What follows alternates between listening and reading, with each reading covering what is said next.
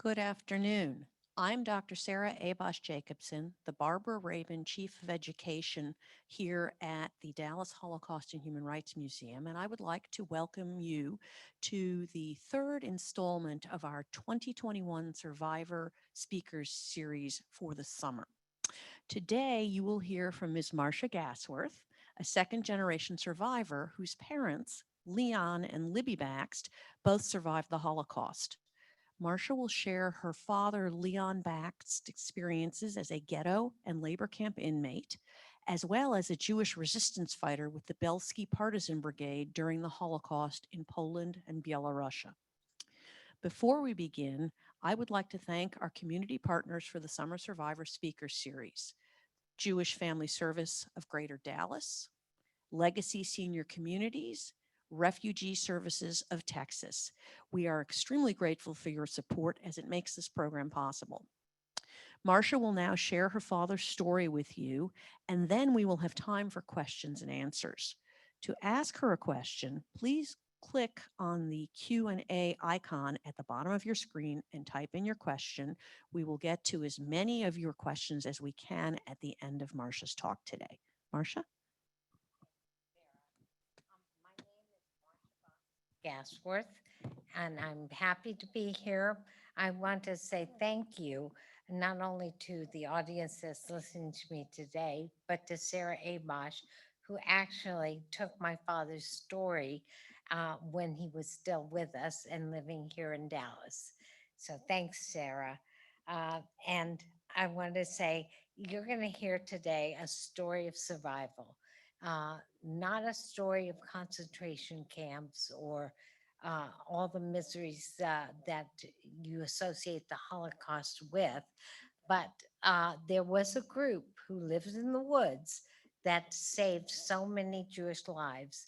And that is who I'm going to talk about. As my father always said, they can take everything from you, your house, your cars, your toys, but they can't take your mind. So, with that, I'm going to go forward and tell you the story of my dad's life. I am a second generation. What does that mean? Well, that means that my parents are Holocaust survivors. Though I was born after the war, uh, did not witness all the horrors that they saw during that time, and so it makes me a second generation, along with so many others that also share this experience, unfortunately, with me. However, if we don't carry on the legacies that our parents have done thus far, then we have so much.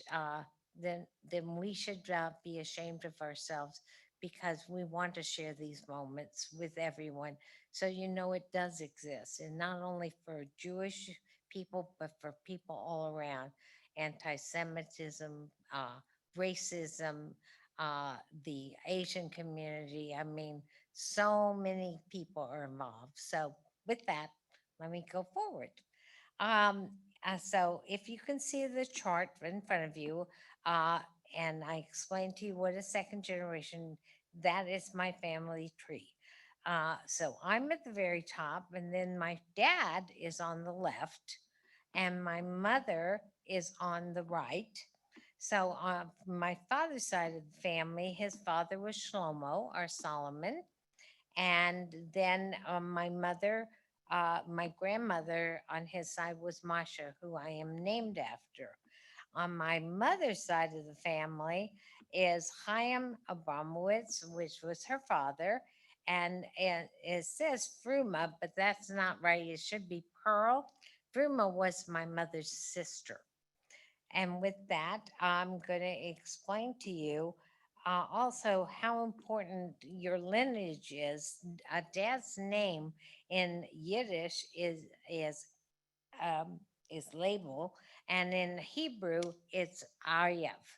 So with that, I'm going to move on and let him tell you a little bit later on about his life. When the Nazis took over, for example, they divided Poland. My father was born in May of 1923 in a very small and very poor town of Ivye, Poland, which was on the border between Russia and Poland. So technically, the Polish border kept moving. So he was born on the Russian side, but he was raised on Polish side. It's kind of he lived with his with my great grandparents on their farm, which was in Poland for a bit, and but his my grandfather was a merchant when my grandmother was a language teacher, so it was easy for her to translate. When the Russians came in. And here's my father describing his life before the war, and that's what we're going to listen to. Well, 1939, we felt peaceful and religious, and we couldn't, when it come Friday and Saturday, we couldn't get out of the city, out of the town limits, and the Jewish rules. You can go up to there and not further. So, so we stayed and we played, but we spent Friday night and all day Saturday. We've been till 2 o'clock. We've been in shul. My father wouldn't let us go out and play or anything like that.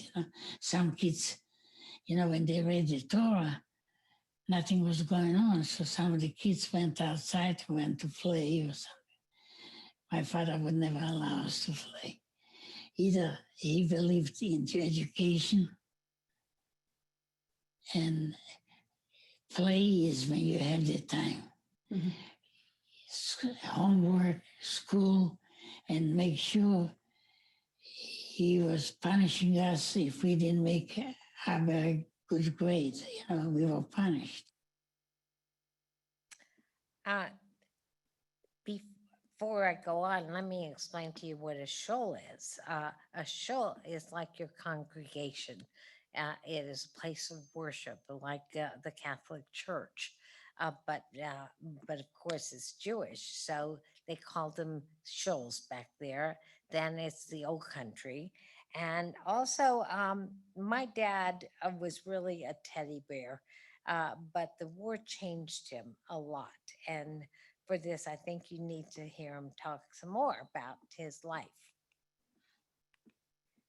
Uh, you can see how in this picture in 1939 the Soviet Union invades eastern Poland, and Germany invades western Poland. So remember when I told you that they came from different sides and cut Poland in half, and that was the pact, if you will remember, that the Nazis made with the Soviets, uh, not to attack the Soviet Union, Hitler and Stalin.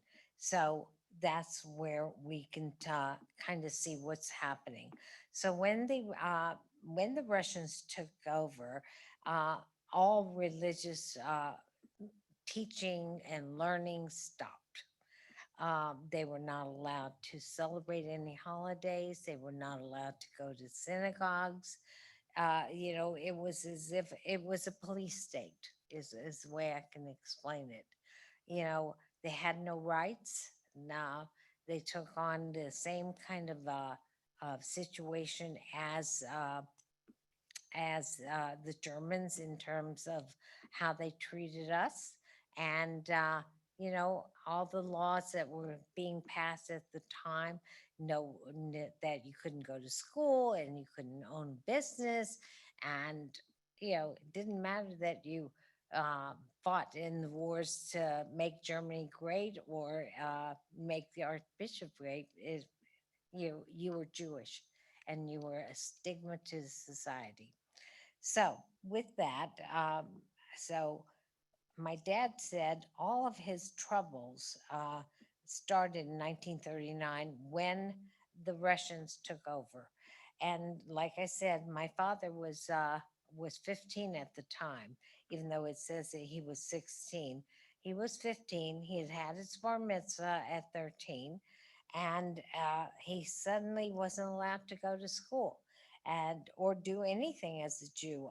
This is because the Soviets shut down all religious activities, very much like the Nazis. And so while they were hiding in their basements, they would have ceremonies and Shabbat, which is Friday night.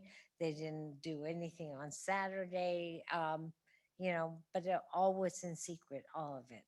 So let my father talk about that, and you'll understand a little bit more.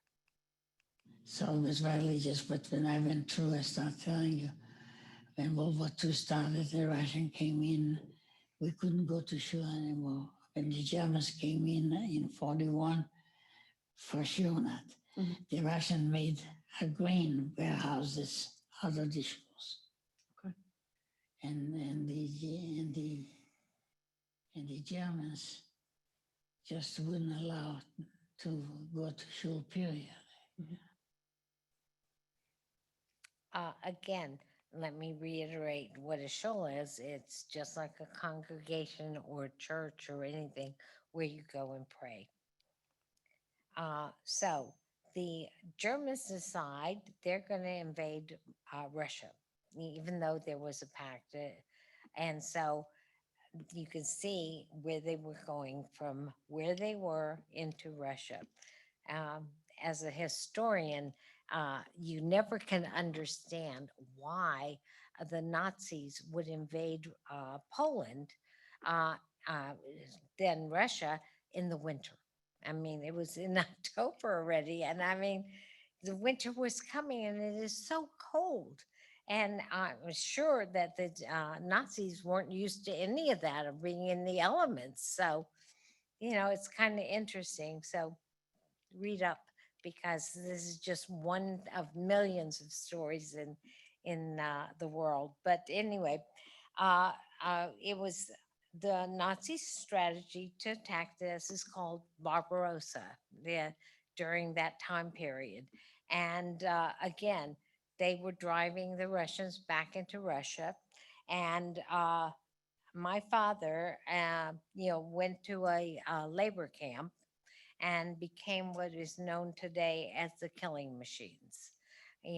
That's when bullets, they would kill the Jews one by one with a bullet, or they would use the mobile units to transport and put carbon monoxide in place of anything. But it was a slow process. Um, uh, the family had to hide the women.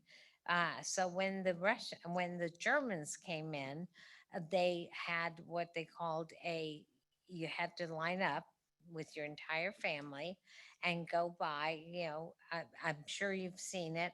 Mengele did that, deciding who would die and who would live. And people who went on the right lived, and people who went on the left died. But my grandfather was a smart man. He knew that they were looking for strong men. They were not looking for women. So what he did was he hid my grandmother and my two aunts in the back. And as they were walking towards the table, where they would decide about whether they would keep them or kill them, they moved with the women behind them in such a way that they never saw the women. And they were able to live, and they were sent to the right. But, I'm going to let my dad talk about, what he experienced during that time. SS was standing down every tables and looking at each family passing by. But a block before we came to this table where they sorted out, my father, I don't know what came to him. He said to my mother for her to go behind him. And my younger two sisters, the older from the younger sisters, she was a little taller. So he told her to stay behind my older brother because he was taller. So when we walked by there, they saw the three men. They told us to go to the right. So while we were turning to the right, my father grabbed my mother for her hand and pulled her in front while we was turning. And the two little sisters went in front of me and my brother. And so when we went to the right, they saw the backs of us, and the woman was in front of us. And we went on, and we were saved,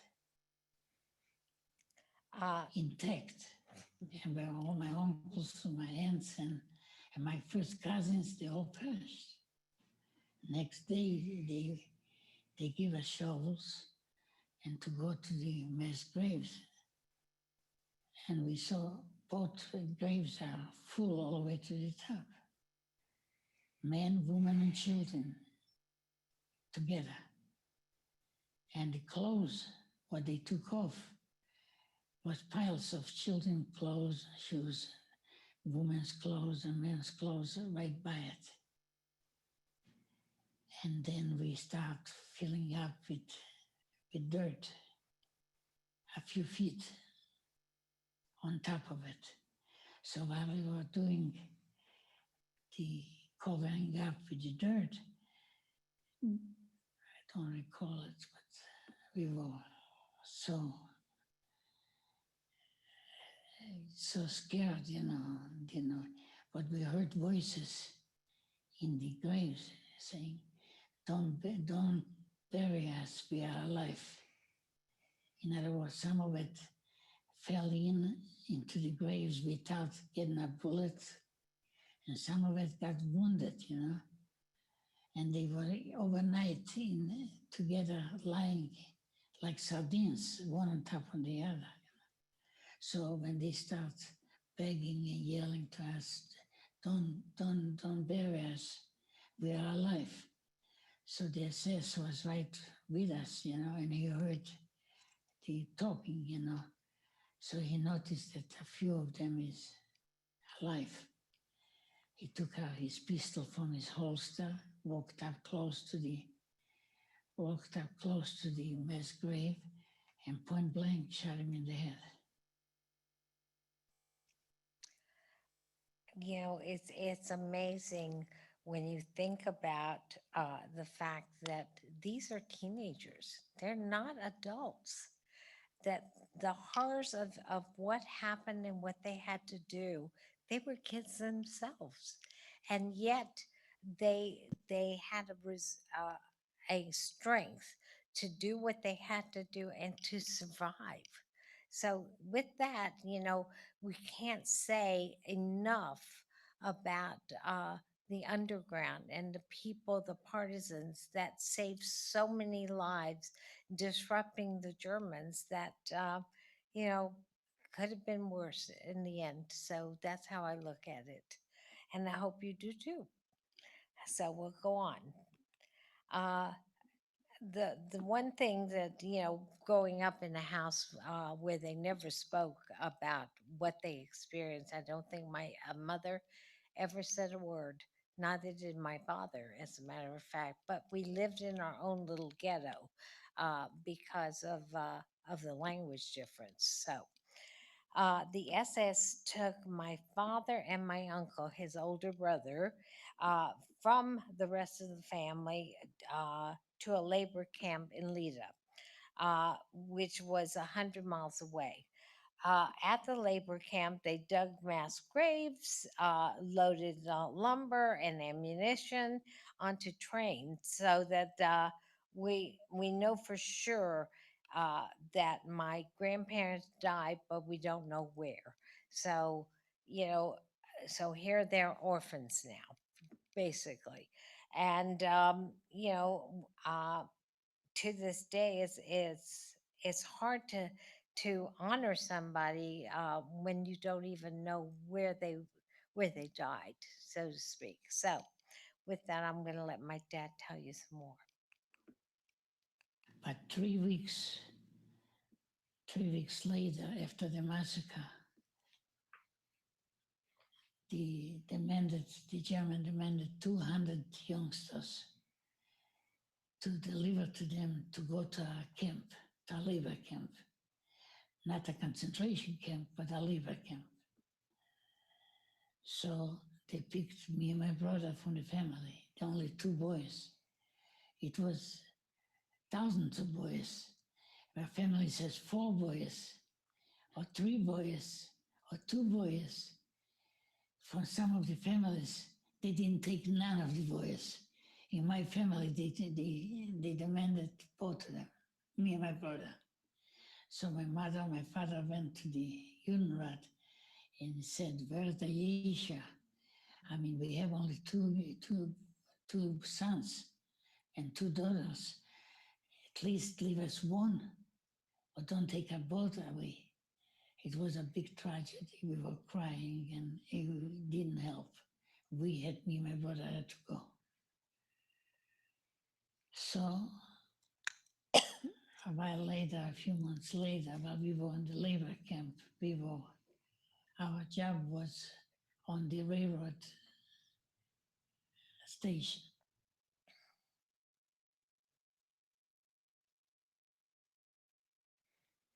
All right, with that, I just want to tell you that the Germans did demand the 200 kids or youngsters, and they did take them from different families.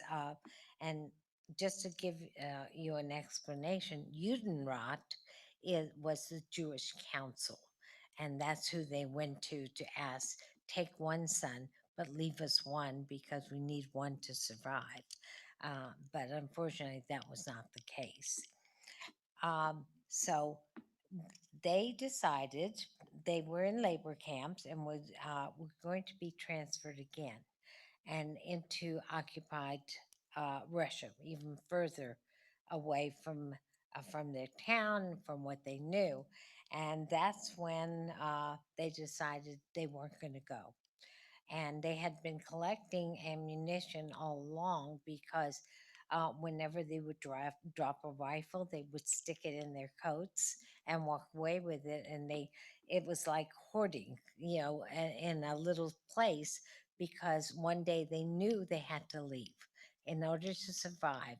This is all they could do.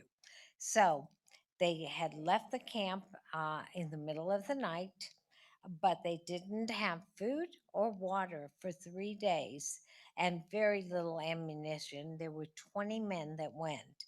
And luckily, they ran into the Bielski brothers. And there were four of them, of which three of them, you will remember, are unfortunately passed away. That is Tuvia, sorry, Zeus, and Ashel, and John is still alive. Um, in fact, living in New York with his wife and children.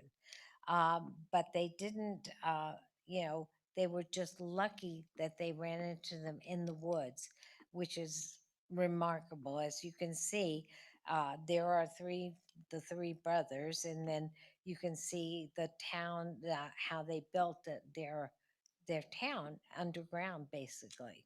So they joined the Bielski Brigade, which was an all Jewish partisan group. There were three throughout all of Europe, and it was family oriented. They saved not only women and children, but elderly people and rabbis and teachers, which was unheard of back then. But the Bielskis were partisans, and they hid Jews in the woods outside of Naliboki Forest, and they saved more than 1,200 Jews and killed more than 300 enemy soldiers. Um, I want to say one other thing. If it hadn't been for their survival and for them to save 1,200 Jews, the 15,000 today would not be recognized. So there are 15,000 more people now because of them. The Bielski took in everybody. So that, which I explained to you, which is very unusual for a partisan group because they wanted people to fight. And you can learn more about Partisans by going on to uh, the Jewish Education Fund website. So with that, I'll let you read. There's lots of material.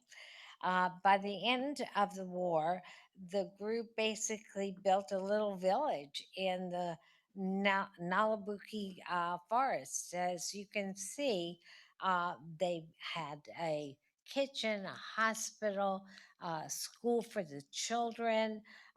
They had uh, all underground, which is quite different buildings in the forest. They had shoemakers, they had tailors, they had a bakery. I mean, it was basically a little town, and they could supply other people at the same time. But my father's job, along with his brother, was to bring food to the camp because every 2 weeks they would have to go in and steal whatever they needed to get for survival. So, with that, I'm going to let my dad tell you more about that. After a while, it was too many of us in the small woods. We decided to cross a big river. And after we crossed the river, we went into the forest in Naliboki. And when we came to Naliboki, we deep in the woods, I would say 15 kilometers inside, and you didn't have no a road, a regular one, just for a horse and buggy just to come through it. So when we came there, we dug bunkers because the Germans couldn't come in with heavy armament or tanks because it was no highway. Mhm. Everyone had a different assignment: blow up trains, burn down bridges, blow up bridges, interrupt the communication, cut down the poles. So everybody, so they had a hard time to bring in heavy armament with the railroad because if we didn't blow it up here, 10, 15 miles further down, another blow up. If one time, when I told you when they said the Germans pulled out 100,000 troops from the front line, they surrounded that forest Mhm. and put up artillery pieces, and planes was flying over the head, and they bombarded us day and night. Mhm. They didn't know where they bombarding, and we had the big trees and the bunkers. The bunkers was half in the ground and half was outside, and there was our roof with a pitched Mhm. thing, and we put in 3 feet of dirt on top Mhm. of it so it wouldn't leak. So that was our bunkers. And they bombarded us, and then we ran out of food. We couldn't go nowhere. So, so what we did is try to save the people. We were close to 1,200. Um, so I'm just going to tell you that even though they were scared and the bombs were bursting in the air, because again they had no idea where they were, and the roads were so small in the woods that the heavy artillery could not come in. So the Nazis had no way. There was no streets. There's no roads. So with that, the only thing they could do was bomb the people and hope that they would hit something, and so destroy them. They stopped blowing up communications and railroads, and taking the parts from the uh, guns and making them whole again. Uh, but again, it was a survival kind of thing. The anger that you felt as a child, uh, realizing that you are alone in this world, and that in order to live through this horror would require so much more than you were even capable of dealing with as a child. So you have to look at this in two ways, and that is that you have to realize that that living is so important. It doesn't matter what religion, what sect you are, or, it's inbred. That's what I could say. It's not something you want to give up ever. So it's very important to be a part of that world. And as you can see from these pictures, you can see the partisans uh, blowing up railroads, and you can see even the bombs from the Nazis. You know, um, it's just amazing what was going on. So my dad continues. Knew where to go and what farms there is, and we brought in food. We used to go every 10 days. We used to go pick up food and bring it so everybody has something to eat, and then turn around and went back for another assignment. And then about 6 months before the liberation, my brother came up. I don't know. He was just, we were just like our parents, like my father, having common sense. So he started thinking to himself, he said, we're the only two survivors from all our families. I don't want you to go with me anymore. My brother comes up to me, and I didn't like it because I want to be together with him. We went through the massacre, we went through the labor camp, and we came to the underground, and now we have to be separated. He said, yeah, we're going to be separated. In case something happened to one of us, at least one will survive. When he told me that, I started thinking about it, you know. And I said, okay, so I agreed to it. Separation, no matter what age you are, can be traumatic at any stage of your life. So it's understandable that my uh, uncle wanted one of them to survive. If anybody from their family would tell the story, it had to be one of them. And so thankfully, both of them survived. So now we are going into liberation. So the war has ended, and Dad was liberated in 1944 by the Soviets. At this time, the Bielski community had numbered 1,200, and once they were liberated, finding a new home would prove to be complicated, and the struggle continued to find a new homeland because the Soviets was another enemy. um, all through Poland.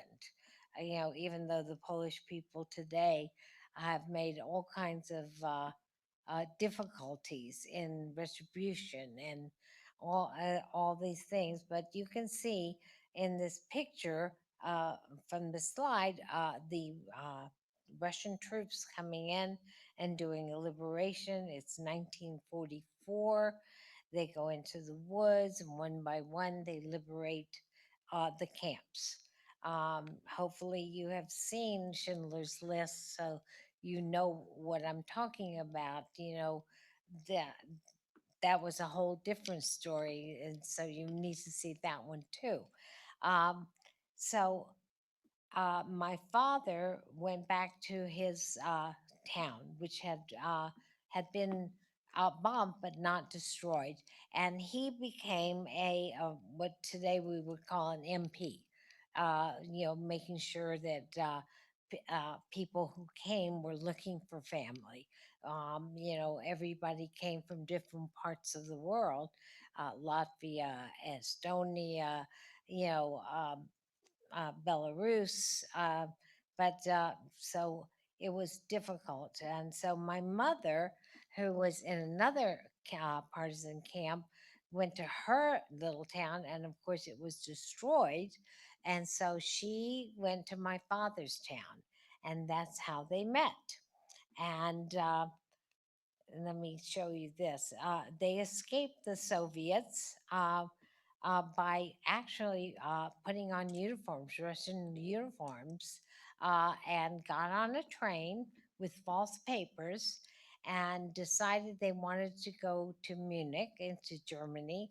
because the Allied forces were there and they wanted to be on the American side, not the Russian side or the French, but they wanted to be on the American. So they went and followed that all the way down. So they finally got to Munich, and that's when they discarded all their clothing or their uniforms. And as you can see, how far it is by train, they were stopped many times on the way. And if you look to the right, you see my mother and my father, and they were wearing suits. And this is in the displaced person camp, DP camp. Displaced person means they didn't have a home, and so uh, at the what they did was make these camps within the city, which was called displaced persons. And at the time they moved into that camp, my mother is on the right is pregnant with me, and you can see me on the left. As a child, my mother is holding me in this camp after my birth. Uh, so this is how my parents met, and how they got to Germany, and went through. And because and the reason why they escaped was because my mother was, they wanted her to be in the Russian army, and she did not want to go. And so that's when they decided they would leave their homes and their families that were still survived, which there weren't any, and they had nowhere else to go. So in the picture, like I said, my mother's probably 4 months pregnant at the time. Um, it was interesting in that, they always wanted to go to Israel. My father did. And my uncle was a big Zionist. So but he married a young lady from another town, uh, who he married, and she was an Oshman Sporting Goods. So they ended up going 3 years before us to Houston, where they lived, and so my father and mother's papers, they were supposed to leave, and their papers were stolen by somebody else's, and so they had to wait another 2 years before they had papers. And at the time, Israel was still under the Balfour Declaration, which was under British rule. And so if they tried to come in, they would have been sent to Cyprus. So 2 years later, we get on a plane and we arrive in Texas. To be exact, we actually arrived in New York. And this was on July 3rd. I was almost 3 years old. My birthday is November 5th. And I was born in 1946 in that displaced persons camp.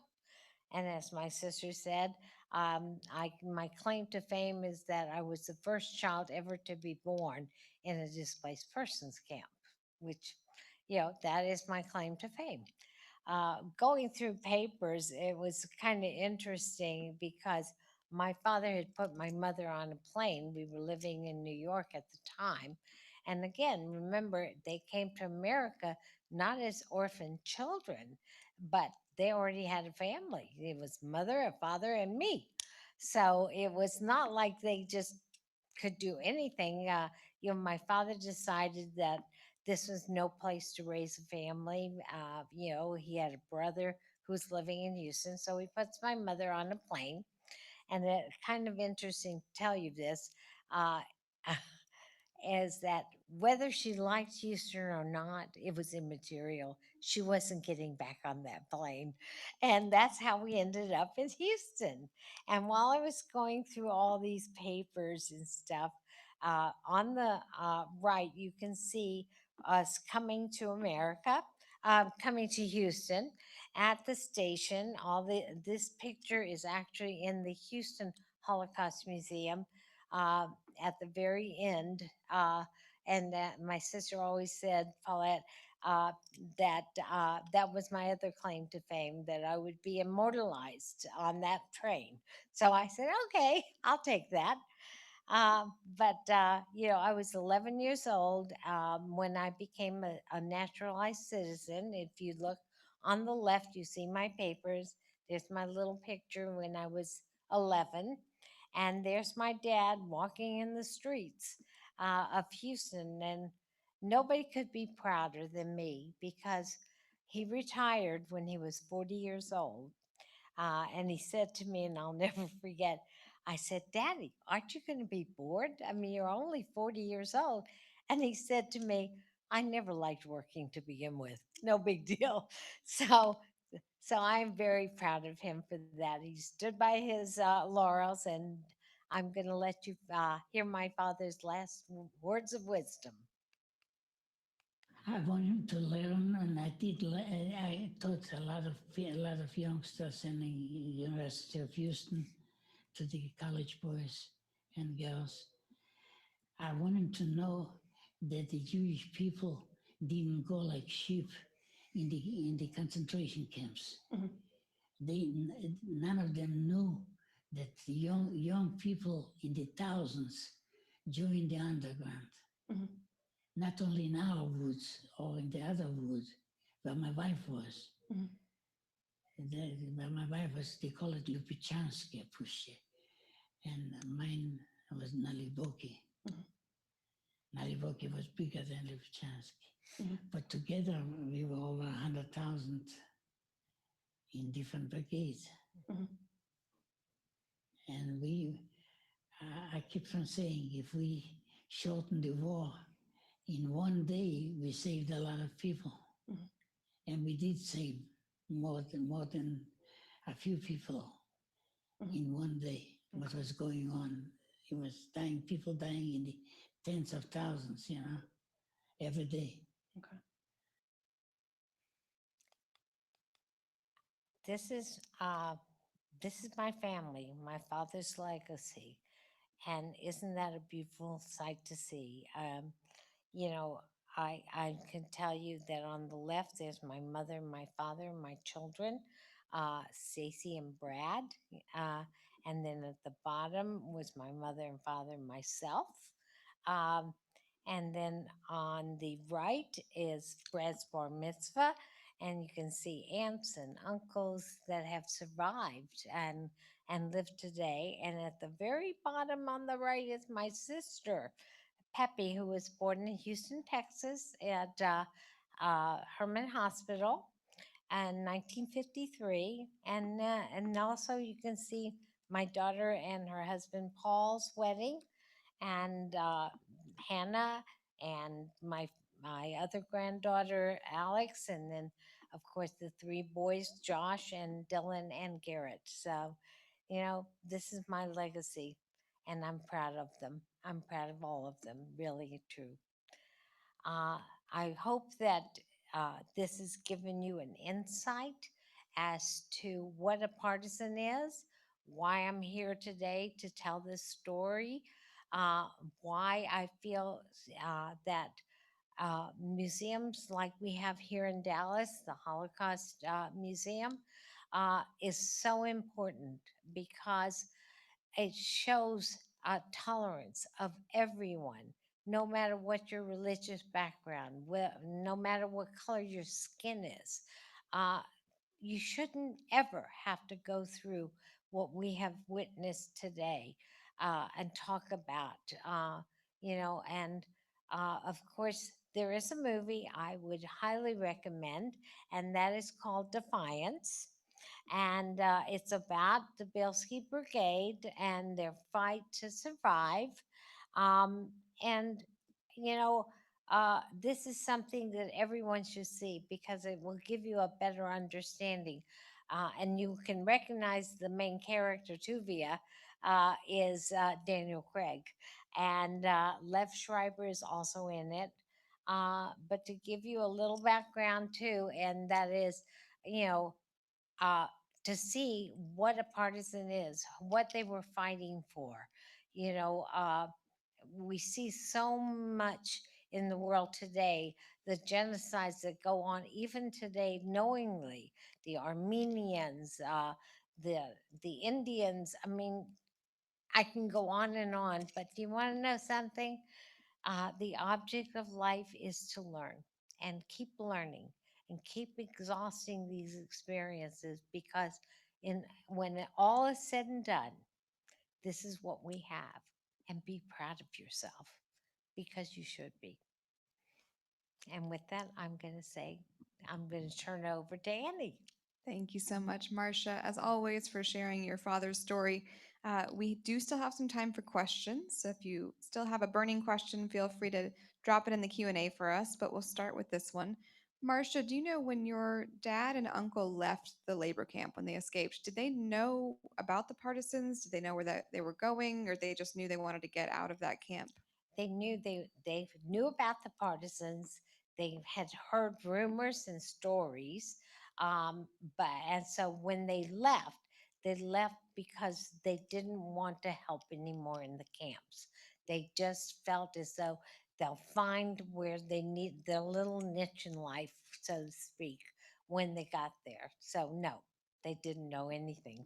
Thank you.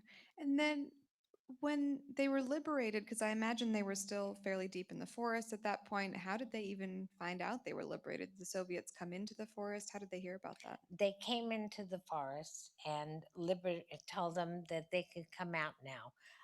And this was the Russians. And so, uh, they didn't know where to go. So you have to remember that when they were liberated, there's no laws, there's no housing, and they're going back to complete chaos. There was no laws. They were like the animals on a farm. They just ran amok because they didn't have a structure, like a parent to tell them what to do. So when they showed up, they were young kids. They were still kids. And so I would say one of the stories I read was from Teen Vogue about the partisans. And that be something you should look into and read about. It's on the web, so it'd be easy for you to find out. Interesting. Thank you. Another question: when your parents left Poland, so you said they had Russian uniforms and false papers. Did they just find that by happenstance? Was there an underground network helping people get out at that point? Do you know? There wasn't an underground like the African American Railroad. No, they just decided because there was a threat to my mother to join the Russian army, to finish out the war, which took another year. Uh, that they would go and do this. They decided on their own, and made all preparations to do what they did, and it was dangerous because certainly they could have been killed. Yeah. Absolutely. Switching gears a little bit, did your parents talk to you and your sister about their experiences at all, or how long did it take you to learn everything that they went through? Actually, it was on a Yom Kippur with my mother living in an old age home, as you would call it. And we were sitting having dinner, and my father turned to this woman next to him and said, "Did you ever see the movie Defiance?" Well, that was my camp. It was the first time I'd ever heard and now I knew they lived in the woods. I knew how difficult. I grew up my whole life without grandparents on either side. So the lineage, the history, the medical stuff stops with my parents. That's it. So whatever happened before, I don't know. So it's just interesting that they um, made decisions on their own without somebody's guidance or experience, and it's just amazing that they could get as far as they got. That's why I say I'm so proud of them because given the fact that they came to this country with no language, no job, no education, and still made it. That was their goal. And Marcia, what was it like for you to go through this process of putting this amazing presentation together, of kind of collecting these details and this history? What was that like for you to go through that process? It made me realize uh, how much they had to go through. Uh, you know, there was a movie I had seen. I've been involved with this museum since God knows how long, for a long time, and very proud. I never thought this building would ever happen in my lifetime, but here it is. And in this movie, I remember they said someone has to be the memorial candle. And, I took it very seriously because here I am. And I feel as though if I can move one person then I have done my job. Absolutely. Thank you, Marcia. You're welcome. To continue on that question, we have a question from someone watching. If your children and grandchildren are familiar with this story, do they tell it themselves? How important do you think it is to continue that legacy? Oh, I think it's very important. I think it's important for anyone and everyone to learn everything there is to know that this should never happen again to anyone, let alone to the Jews. But, my grandchildren, God bless them, have been to many places that I have been, have shared my story, have helped me down, up and down stairs, God knows what, because 6 years ago I had a stroke. And, they're very leery about me. But I have a granddaughter, the oldest one, who is going to give time and donate, be a volunteer here at the museum.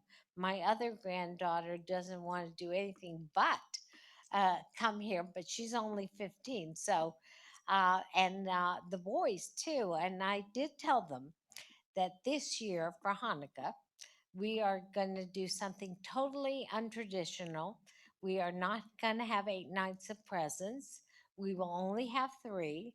The other 5 nights, they have to each pick something to give back, whether it's the soup kitchen or the high house or Jewish family service, where we give food to people who can't support themselves, especially in this day and age.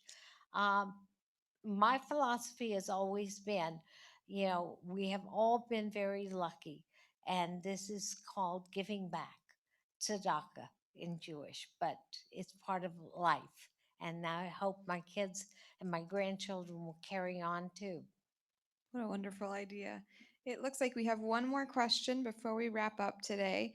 Did your father or your mother, did either of them ever reunite with any of the partisans they were in the forest with after the Holocaust? Yes, they did. Most of them live in Florida. And it just so happens so many.